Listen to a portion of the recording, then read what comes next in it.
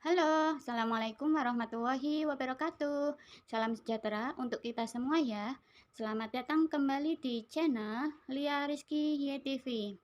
Dalam video ini kita akan melanjutkan pembahasan tentang teks ceramah. Video ini akan membahas tentang analisis struktur dan kaidah kebahasaan teks ceramah. Seperti yang sudah dijelaskan sebelumnya, ceramah adalah bentuk keterampilan berkomunikasi lisan atau disebut dengan public speaking atau kegiatan menyampaikan informasi, pengetahuan, nasihat, dan lain-lain di depan khalayak tentang sesuatu yang bersifat aktual. Yang pertama yang akan kita bahas adalah analisis struktur teks ceramah. Analisis struktur teks ceramah itu ada 3. Yang pertama adalah bagian pendahuluan atau tesis. Bagian ini berupa pengenalan isu, masalah, ataupun pandangan pembicara tentang topik yang akan dibahas. Nah, pada bagian ini sama dengan isi di dalam teks eksposisi yang disebut dengan isu. Untuk lebih jelasnya, silakan kalian perhatikan contoh teks berikut. Pemilihan kata-kata oleh masyarakat akhir-akhir ini cenderung semakin menurun kesantunannya dibandingkan dengan zaman saya dahulu ketika kanak-kanak. Hal tersebut tampak pada ungkapan-ungkapan banyak kalangan dalam menyatakan pendapat dan perasaan-perasaannya. Seperti ketika berdemonstrasi atau rapat-rapat umum, kata-kata mereka kasar atau sarkastis, menyerang, dan tentu saja hal itu sangat menggores hati yang menerimanya. Nah, teks ini merupakan bagian pengenalan atau tesis atau pengenalan masalah tentang menurunnya kesantunan berbahasa di masyarakat.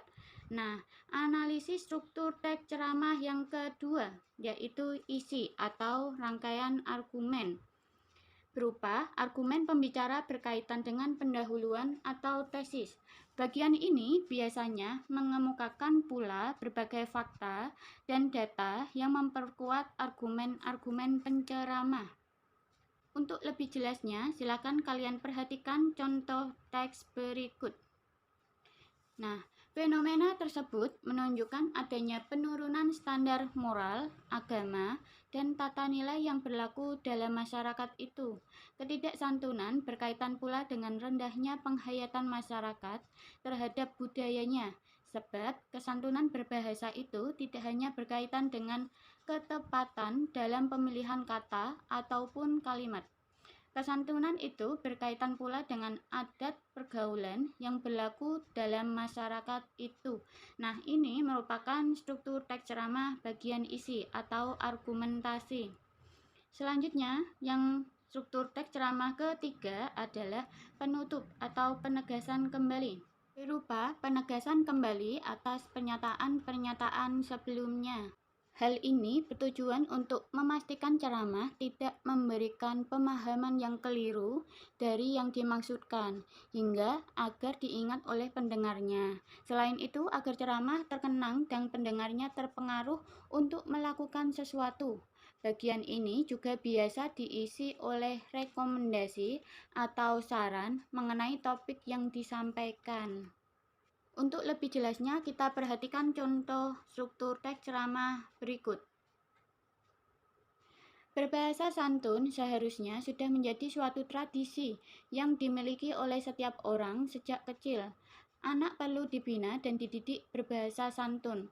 Apabila dibiarkan, tidak mustahil rasa kesantunan itu akan hilang, sehingga anak itu kemudian menjadi orang yang arogan, kasar, dan kering dari nilai-nilai etika dan agama. Tentu saja, kondisi itu tidak diharapkan oleh orang tua dan masyarakat manapun. Nah, bagian ini merupakan simpulan atau penegasan kembali yang disampaikan sebelumnya. Hal ini ditandai dengan kata-kata berupa saran disertai dengan alasan. Nah, silakan kalian perhatikan teks ceramah berikut. Teks ini terdiri dari beberapa paragraf. Silakan kalian tentukan paragraf mana yang merupakan pendahuluan, isi, dan penutup. Ya, tepat sekali. Paragraf pertama merupakan bagian pendahuluan. Kemudian paragraf 2, 3, 4, dan 5 merupakan bagian isi. Selanjutnya yang terakhir adalah bagian penutup, berada di paragraf terakhir. Apakah kalian sudah paham mengenai struktur teks ceramah? Selanjutnya, yang kedua yang akan kita bahas adalah kaidah kebahasaan teks ceramah.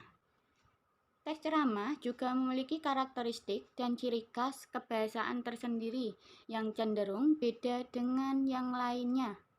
Berikut adalah beberapa kaidah dari teks ceramah.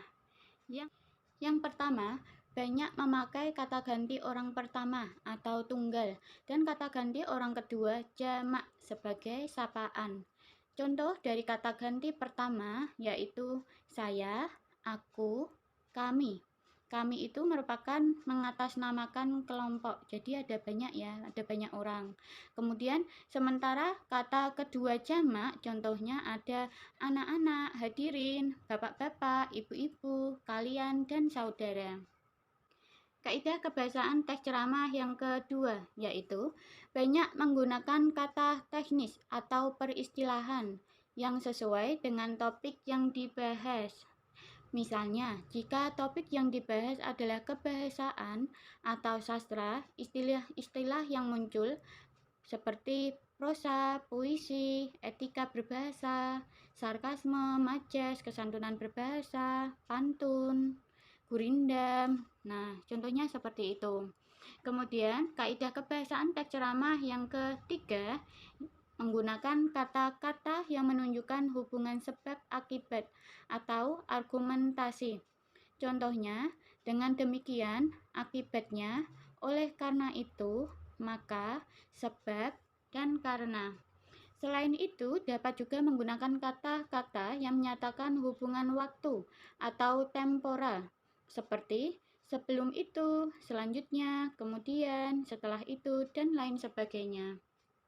Kaidah kebahasaan teks ceramah yang selanjutnya, banyak memakai kata kerja mental. Nah, apa itu kata kerja mental?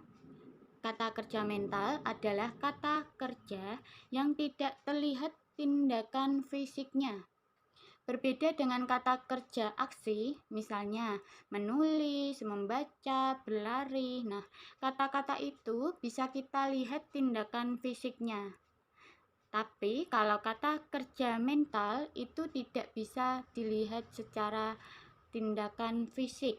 Contohnya, memprihatinkan, memperkirakan, mengagumkan, kemudian diharapkan, berasumsi, menyimpulkan, dan berpendapat. Kaidah kebahasaan teks ceramah yang kelima yaitu menggunakan kata-kata persuasif. Nah, kata persuasif adalah kata-kata yang tujuannya untuk mempengaruhi seseorang. Contohnya, diharapkan, sebaiknya, hendaklah, perlu, harus.